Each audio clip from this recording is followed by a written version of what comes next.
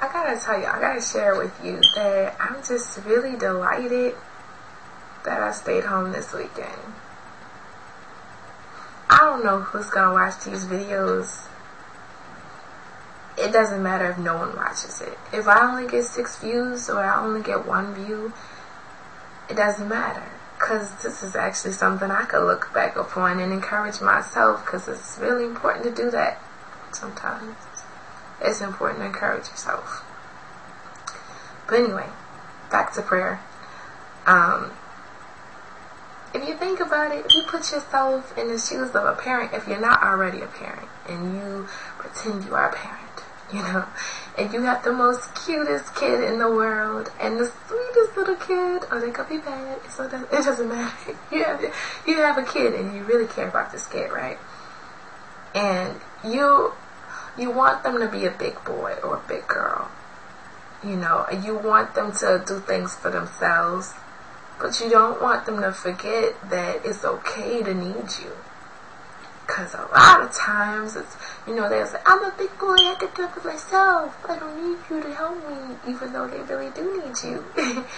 And they just don't want you to know that they need you, because they're determined to do it by themselves. Everybody knows you can't help somebody who's determined to do something by themselves, and who's determined to do anything. If someone has an issue with alcohol or gambling or any kind of issue, if they are determined to do that thing, you cannot help them. Same way with us. He wants to help us. God wants to be there for us, but we gotta let him in. If you don't say God, I need you, he's gonna keep his distance. The same thing with your child. You want to help them. You're there to help them. You're just waiting for them to say, hey, I need help. And of course, you down for it. Yeah, I got you. And that's how God is for us. He's like, yeah, I got you. Oh, you need that? I got you. Oh, that's what you were looking at? I got you. And it's not just things that we need. Sometimes it could be things that we want. God treats his children.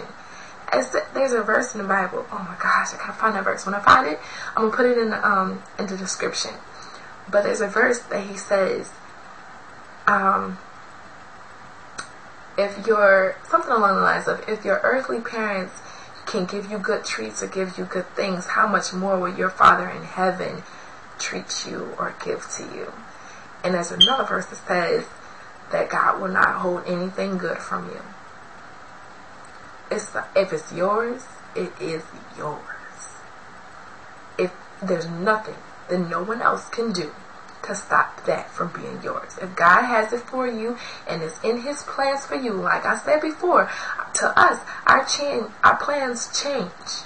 To him, they've always been as they always were. They change to us because we don't know what the plans are. We haven't seen them all laid out for us. We don't know. We only know so much. And that's on purpose, because we don't need to know it all.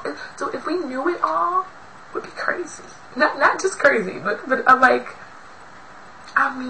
rocking back and forth in a corner kind of crazy. Like hopeless crazy. Because that is too much information for you to know.